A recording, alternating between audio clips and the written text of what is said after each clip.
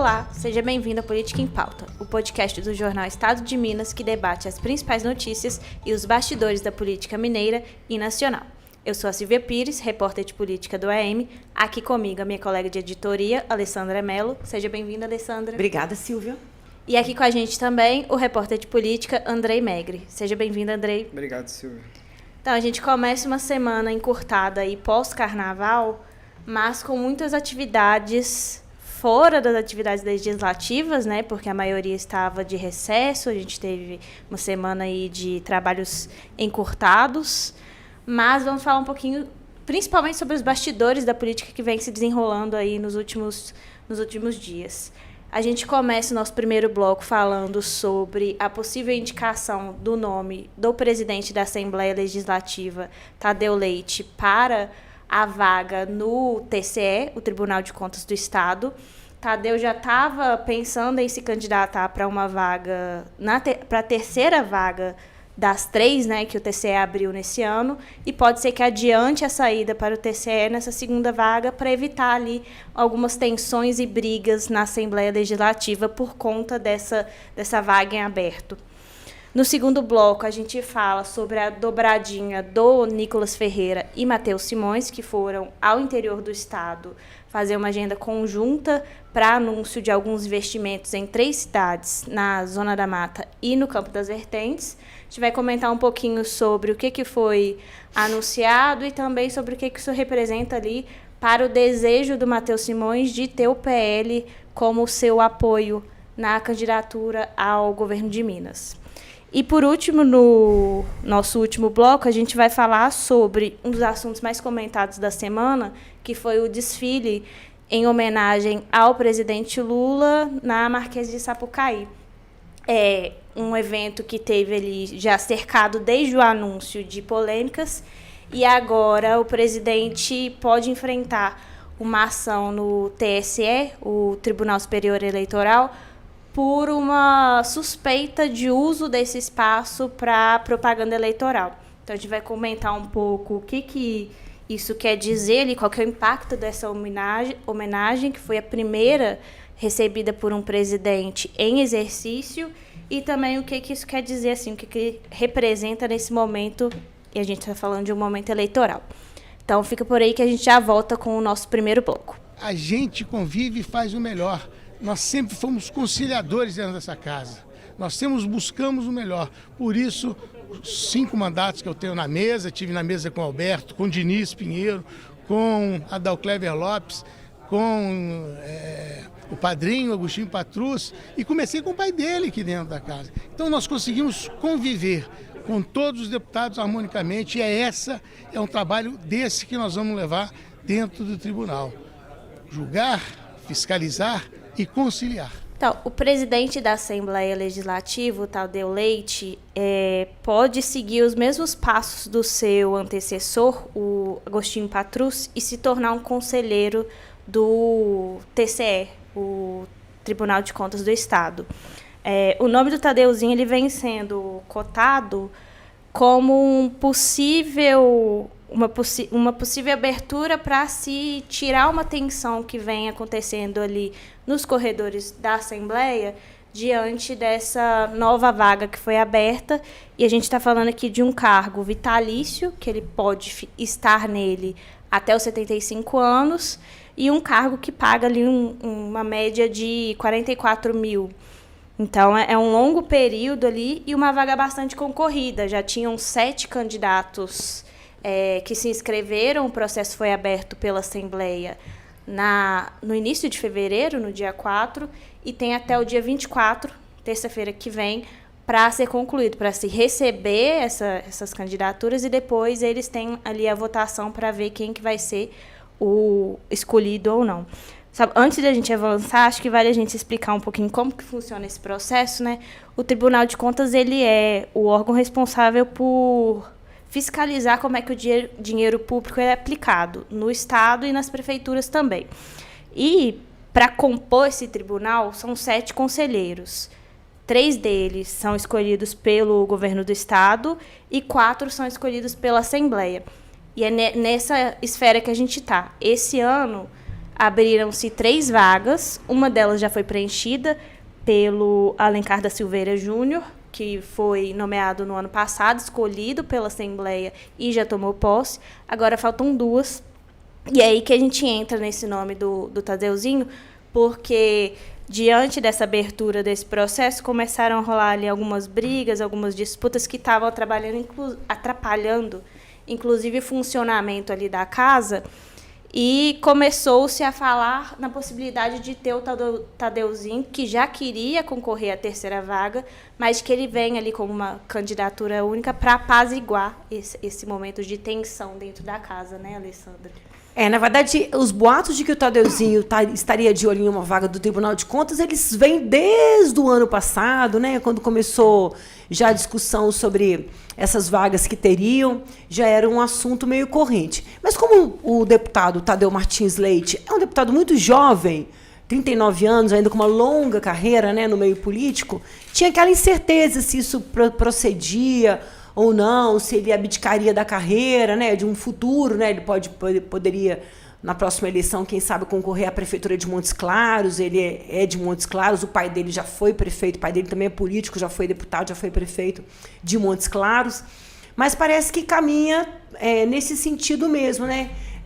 Ele chegou até a ser cogitado como um dos pré-candidatos do presidente Lula ao governo de Minas, caso o Pacheco, o senador Rodrigo Pacheco, não topasse. O Lula, numa entrevista para o Estado de Minas aqui, chegou a fazer muitos elogios ao presidente da Assembleia, que tem essa capacidade, né, boa, assim, de uma coisa até meio do Lula, assim, de transitar entre todos os polos, de fazer essa articulação, de unir o parlamento, né, de controlar, contornar as desavenças e as disputas. Parece que agora caminha mesmo para que ele seja, né? Então, já há informações de que ele vai distribuir a base dele para outros parlamentares da região, pessoas do norte de Minas que não são votadas, outros parlamentares da Assembleia com quem ele tem relacionamento. Eu acho ele muito jovem para virar conselheiro do Tribunal de Contas, né? Um político que tem aí uma carreira pela frente, que se destacou muito nesses 2 anos, nesses 2 mandatos no comando do Legislativo, mas parece que caminha para isso mesmo, né? Não sabemos, né? Parece que ele aceitou essa ideia de ser o apaziguador, né? Parecia que essas 7 candidaturas, segundo a coluna do Orion, estão trabalhando para abandonar as pré-candidaturas e deixar o Tadeu como candidato único, para que realmente se solucione essas divergências que estavam rolando nos bastidores, né? E é um destino... depois que a pessoa vira presidente da Assembleia, é difícil assumir outro cargo lá dentro, apesar de que nós temos como parlamentar lá o Adalclever Lopes, que já foi presidente da Assembleia e voltou posteriormente como deputado estadual e está lá exercendo seu mandato. Mas o Tribunal de Contas é uma casa importante, tem se destacado muito de uns tempos para cá, né? Trabalhado mais, mostrado mais efetividade, feito várias ações de fiscalização nas prefeituras, nas licitações, usado as ferramentas de inteligência artificial para acompanhar licitações, tem deixado um pouco de lado um termo pejorativo que sempre foi usado para se referir ao tribunal, como tribunal de faz de conta, para, de fato, um tribunal que fiscaliza, que tem uma ação mais efetiva, preventiva, no que tange às despesas das prefeituras, do Estado, das autarquias, das empresas. Então, seria para o tribunal um reforço bom, né? Mas uma perda, eu avalio, né, Silvia? Eu acho muito jovem para virar. É um movimento surpreendente para mim, assim. A gente viu o Tadeu vivendo o auge político dele, sendo citado por diferentes lideranças como um nome de referência em Minas, né? E abandonar essa vida política para um cargo mais... Até sendo cogitado para assumir como governador, né? Para se candidatar. E largar isso para assumir um cargo mais tímido, né? Com menos exposição, para mim é curioso, pelo menos. Tem um prazo? Até quando? Até 24. 24 é o prazo para as inscrições, para apresentar. Né? Para apresentar os nomes. 24 de fevereiro. Então, semana que vem. Quarta-feira da semana que vem. Quarta-feira da semana que vem. Depois, os parlamentares têm que aceitar, né, o nome, mas como o próprio Orion Teixeira fala na coluna dele, parece que já existe um consenso pela candidatura do Tadeu, até por esse cenário que aí o Orion fala em outra coluna aqui, dessas brigas internas, e ele comenta até um boato de compra de votos que estaria envolvendo, inclusive, dinheiro de mineradoras, que as mineradoras elas estão interessadas ali em quem vai ocupar esse espaço no TCE. O TCE não fiscaliza diretamente as mineradoras, mas ele fiscaliza ali os licenciamentos ambientais. Então, é uma esfera que eles já estão ali de olho para poder saber quem é que vai estar ocupando esse espaço. E aí, como a gente já falou aqui, o nome do Tadeuzinho vem para dar uma apaziguada nesse cenário. E aí essa discussão fica para a terceira vaga, que deve começar a disputa no final do ano, depois que o conselheiro da segunda vaga tomar posse, eles devem abrir o processo para a terceira vaga. Mas ele não tem pressa, né? Nem o Tadeuzinho, nem ali o pessoal tem pressa de cravar essa escolha, vai aguardar o processo mesmo. Até o dia 24 a gente vai saber se ele vai ou não ser o nome. O nome, né? Talvez também até para o final do mês a gente saiba quem vai ser o candidato ao governo de Minas, e as coisas vão desembolando na política mineira, né? Esperar para ver. E o Tadeuzinho também ele pode ser um apoio importante, né? Ele pode não concorrer, mas ele pode apoiar um dos dois lados, a quem ele vai dar um aceno ali de apoio. O Lula flerta com o MDB, né? O Tadeuzinho é do MDB. O Lula flerta com o MDB, a tentativa de conseguir o apoio do partido para a sua candidatura à reeleição. Dizem até que tenta a candidatura a vice-presidente para alguém do PMDB, do MDB, perdão, né? Antigo PMDB, que é um partido que tem muita capilaridade, não é hoje o que é o PSD, o maior partido infiltrado, assim, com mais apoio em prefeituras do Brasil inteiro, mas é um partido grande, é um partido organizado, né? É um partido que já esteve em outras disputas junto com o PT, então pode ser também aí essa composição toda. Esperar para a gente ver no dia 24 se vai ter essa definição mesmo, né? E as seguintes, né? E tá tudo ainda tão parado, né? Uhum. Agora o carnaval passou, acho que agora começa, né? A movimentação legislativa mesmo. Semana que vem, né? Porque essa semana acabou já. Então vamos passar para o nosso próximo bloco. Nicolas, 14 milhões de reais, então, em resposta ao pedido que você trouxe junto com a Roberta. Asfalto, iluminação e drenagem, para que a gente não tenha que conviver com essa situação aqui, para que as pessoas possam trabalhar. Obrigado, Matheus. Valeu. Vamos para cima. Valeu, Juiz de Fora. Então... Ainda sem oficializar uma aliança, o vice-governador Matheus Simões e o deputado federal Nicolas Ferreira saíram ali em uma agenda conjunta pelo interior de Minas Gerais. Eles foram ali a 3 cidades, Juiz de Fora, na Zona da Mata, Ponte Nova, também na Zona da Mata, e hoje estiveram em São João del Rei, que fica ali no Campo das Vertentes. Não é exatamente a primeira vez que eles fazem um evento, uma agenda juntos no interior, mas é a primeira vez que eles fazem essa agenda especificamente juntos, né? Nas outras vezes eles estavam ali acompanhando outros parlamentares, outros políticos. É uma agenda ali que foi marcada pelo Nicolas, apesar de serem recursos estaduais que estão sendo implementados nesses investimentos anunciados nas cidades. E o Nicolas convidou o vice-governador para participar porque Nicolas, foi o responsável por pedir que as demandas dessas regiões fossem atendidas. É uma agenda ali que está cheia de afagos, né? Cheia de críticas ao PT, elogios de um lado e de outro. Nicolas chamou o Matheus Simões de nosso governador. Matheus Simões também não poupou elogios ao Nicolas e chegou a dizer que ele é o deputado que mais fez aí pelo Brasil. E a gente vai conversar um pouquinho aqui sobre o que isso quer dizer, né, para o desejo do Matheus Simões de que o PL venha para o seu palanque e apoie a sua candidatura ao governo de Minas. A primeira parada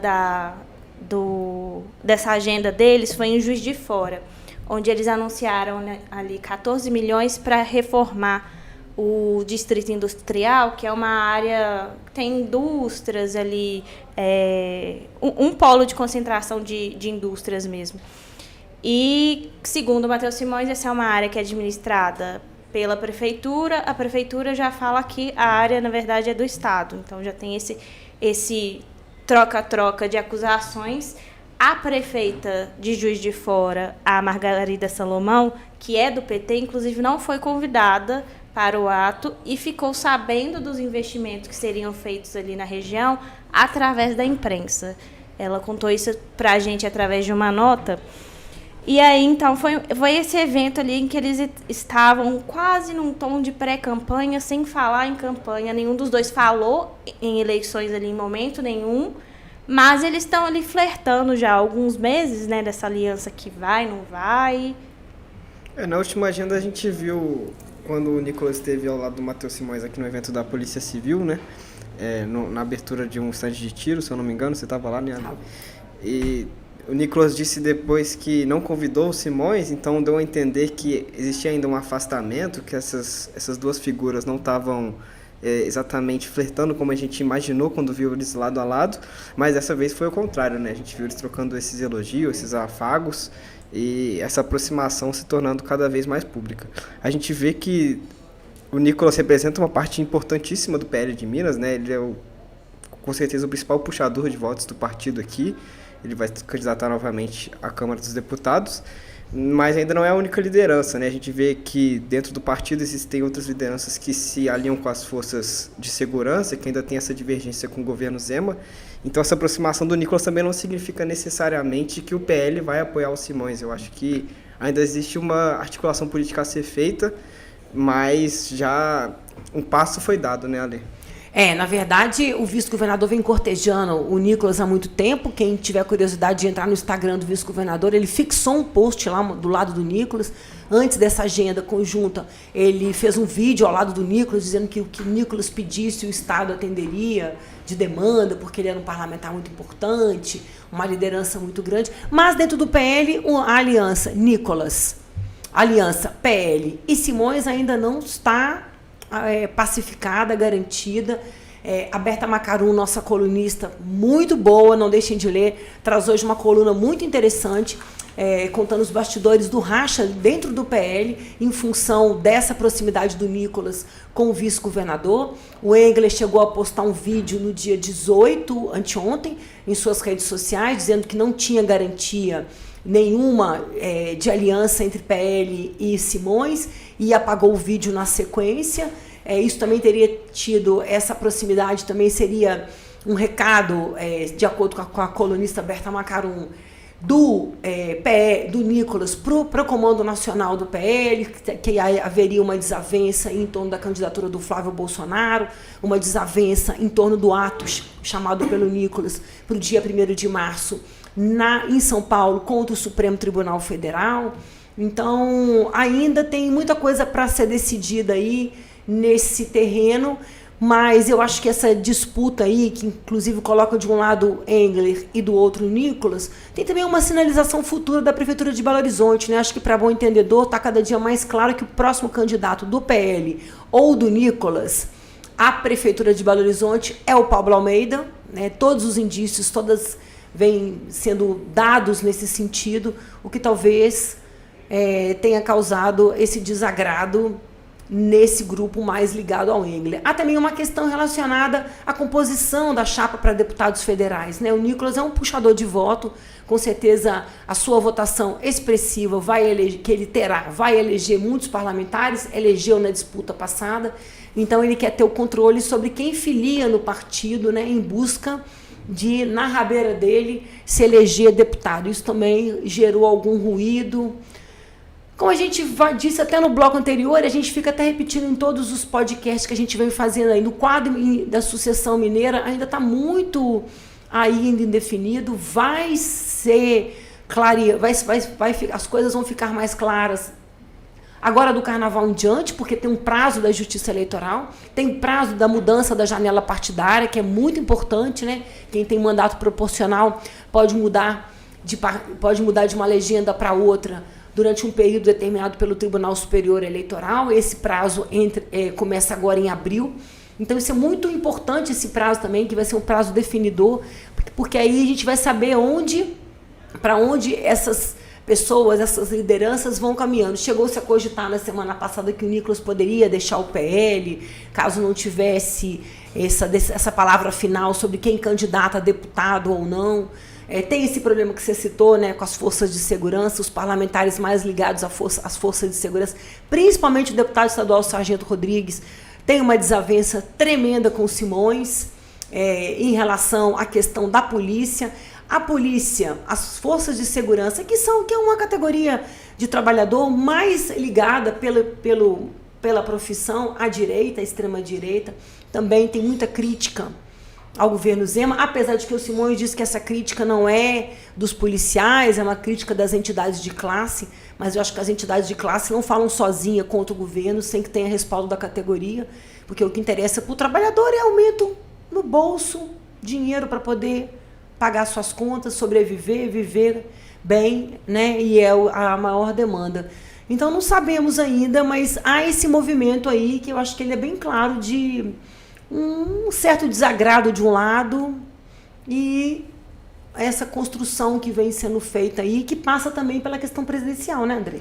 Essa questão do palanque em Minas sempre é muito importante, né, na definição das composições políticas por aqui. A gente vê que o PL está com a pré-candidatura do Flávio Bolsonaro, parece ter desagradado, pelo que a gente viu de apurações de bastidores. O Nicolas não ficou exatamente contente com essa pré-candidatura, com a escolha desse nome, e essa sinalização acho que reforça um pouco essas teorias que a gente tem visto.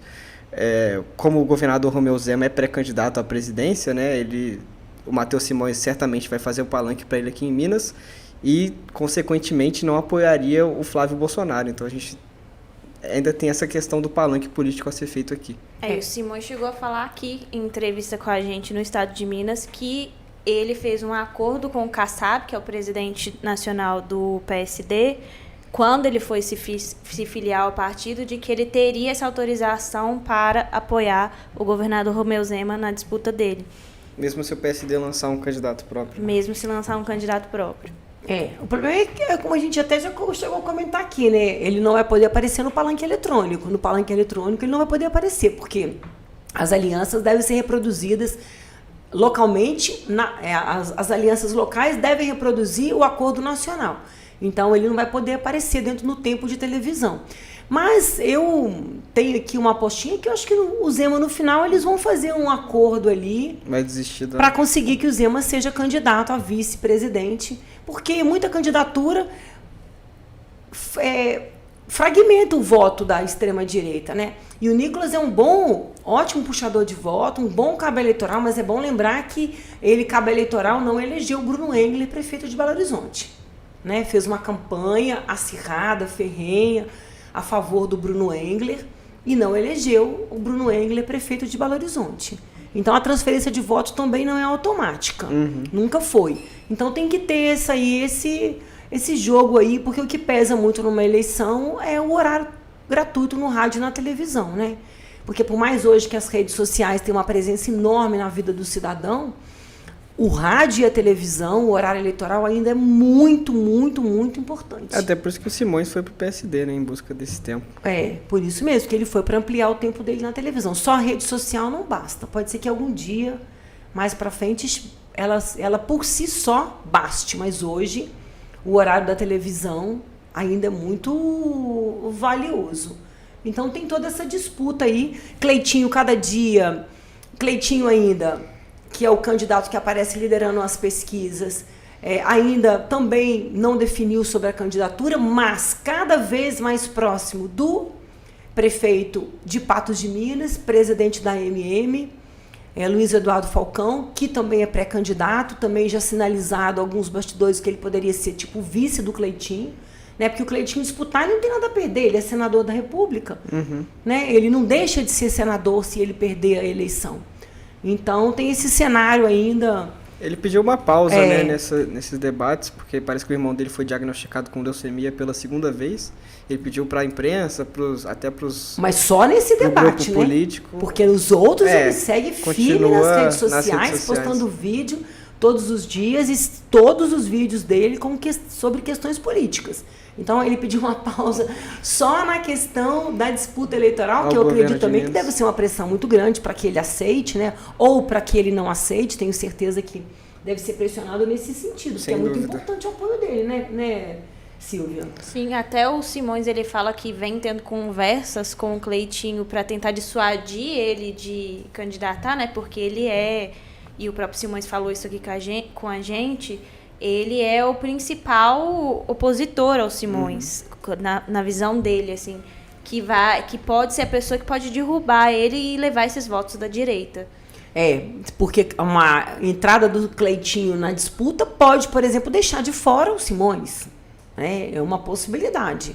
Eleição sempre é uma caixinha de surpresa e ela precisa desse cenário final de apoio, tempo na televisão, palanque, né? Isso é uma coisa que está caminhando aqui em Minas Gerais para decidir em cima da hora, né? Lá para o final, não antecipadamente, como já está definido em algum outro estado, já tem um cenário mais claro.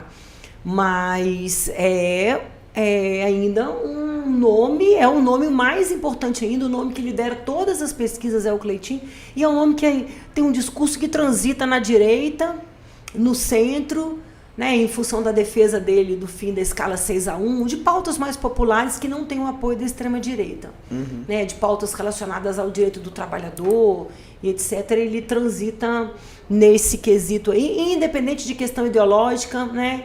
Tipo assim, fim da escala 6-1 é uma pauta da esquerda? Majoritariamente sim, mas o Cleitinho defende o fim da escala 6-1. Né? É quase uma voz solitária dentro da extrema-direita, essa defesa que ele faz. Eu acho até que dentro da extrema-direita ele seja o único. Eu não vi nenhum mais de outro estado, de nenhum outro partido ligado à extrema-direita fazer essa defesa. Pelo menos o mais vocal, né? Na questão do auxílio gás, o novo gás do povo, né? Ele também defendeu, falou que não é porque é um projeto do governo Lula que ele vai votar contra o povo. Então, realmente, essa posição bem independente do Cleitinho. É um nome ainda que está mais uma incógnita nesse xadrez que virou a disputa de Minas Gerais, que é uma disputa muito importante nacionalmente.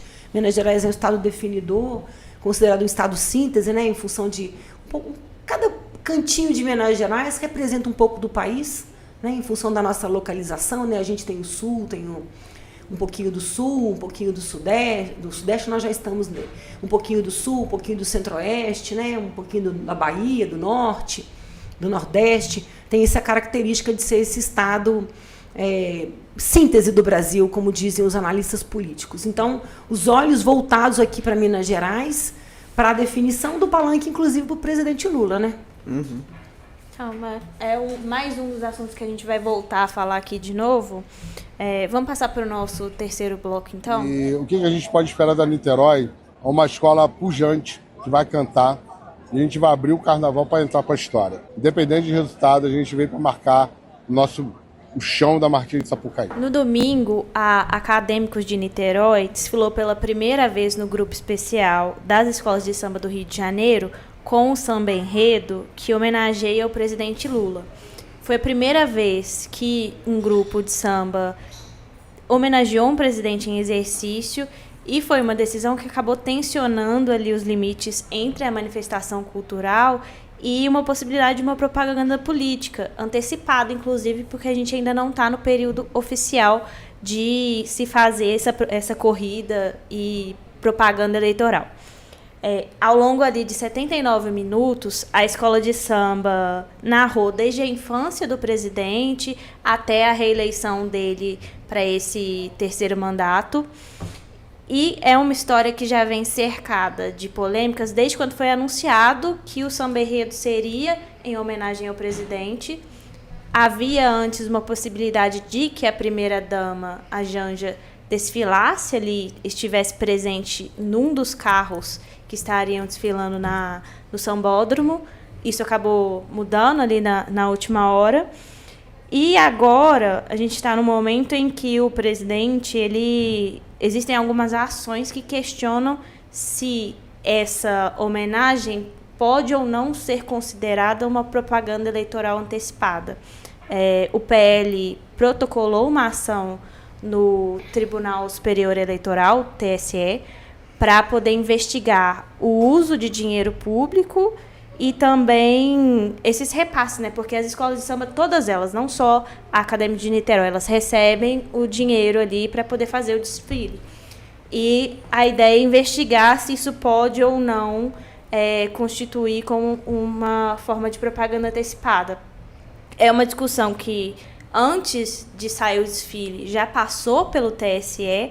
A ministra Carmen Lúcia avaliou que não era competência ali barrar o desfile, mas na própria decisão ela fala que os impactos disso teriam que ser avaliados depois.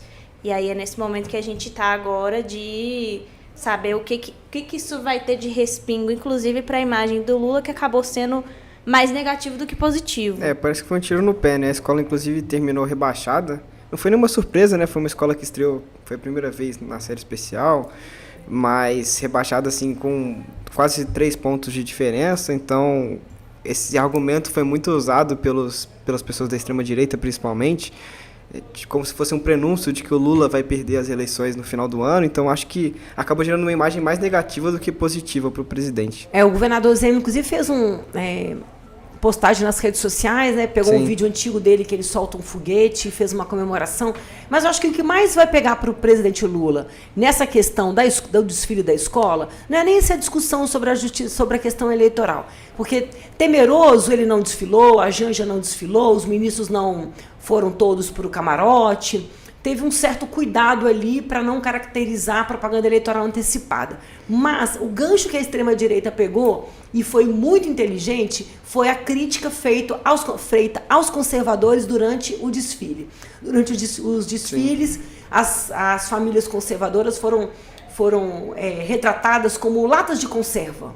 Né? Famílias dentro de uma lata de conserva, uma crítica ao conservadorismo, ao avanço da religião sobre a política, e etc., que foi feita pela escola, e isso nem começou o desfile e já virou polêmica. O governador Romeu Zema teve acesso à ficha que é entregue aos jurados, preciso que cada ala descreva para o jurado a fantasia. E nessa ala que descrevia a família conservadora, antes mesmo do desfile começar, o governador Romeu Zema, por exemplo, teve acesso a essa caderneta de que cada escola é obrigada a fazer para entregar para os jurados, e já anunciou que faria uma ação na justiça contra isso, anunciou antes do desfile, protocolou essa semana.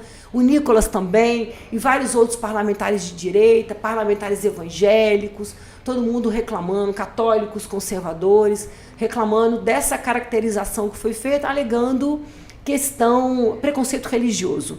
E como a gente sabe que o presidente Lula tem uma rejeição muito grande entre os evangélicos, isso pode ser um dificultador lá para frente. E também o uso dessa história como fake news, né?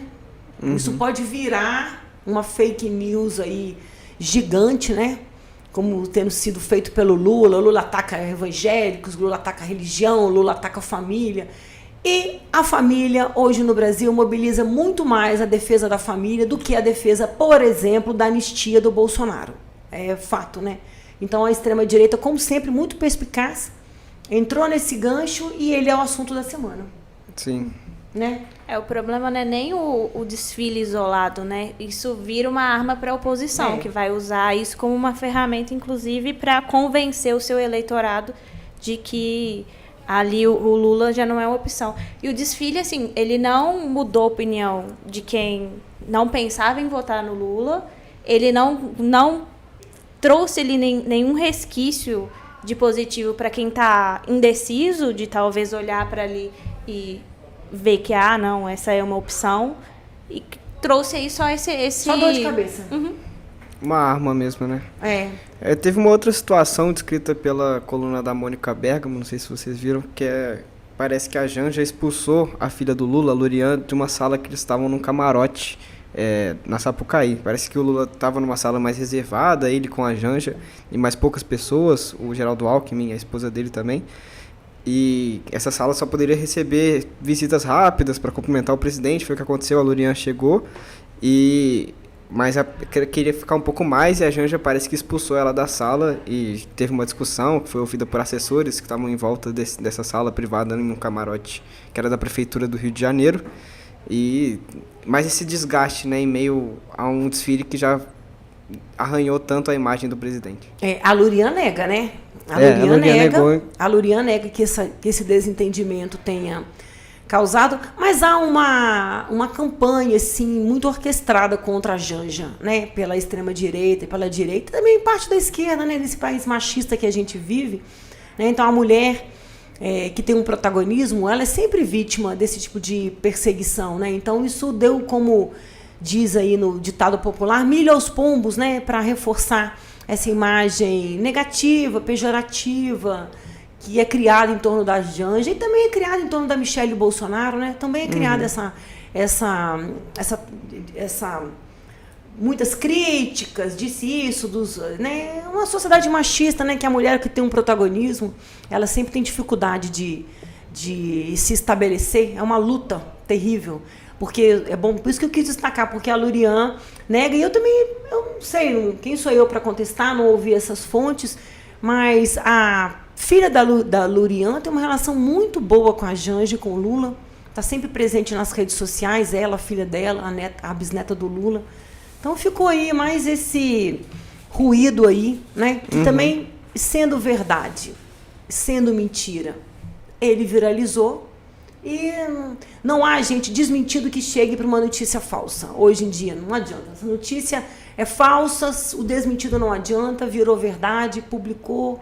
Infelizmente, essa luta hoje em dia que a gente vive contra a desinformação, que deixa tudo isso, não sendo verdade ou não, já está estabelecido, já está rolando. Onde a gente entra, nas redes sociais, tem a reprodução dessa notícia. Né? Que mais um desgaste para o presidente desnecessário, num campo em que ele tem dificuldade, que é o campo dos evangélicos, que é um campo que só cresce no Brasil. O Brasil, ano a ano, é só pegar as pesquisas do IBGE, cresce muito a comunidade evangélica. Né?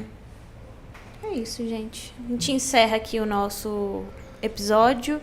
Agradeço a Alessandra, Andrei pela participação. Obrigado. Se você quiser acompanhar qualquer uma das matérias que a gente citou aqui ao longo do episódio, é só acessar o em.com.br. A gente volta na próxima semana. Até mais.